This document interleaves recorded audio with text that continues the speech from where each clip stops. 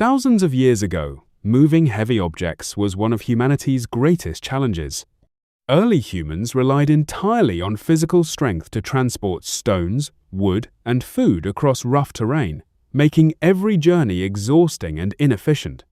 Over time, humans noticed that fallen tree trunks rolled more smoothly than dragged objects, reducing friction and making movement easier. This observation inspired early transport experiments using rolling logs, but the system remained unstable because the logs constantly slipped away and required repositioning. Gradually, humans discovered that smaller circular wooden sections rotated more efficiently, leading to the creation of the first solid wooden discs. The true breakthrough came when these wheels were connected to a central axle, allowing controlled and continuous rotation.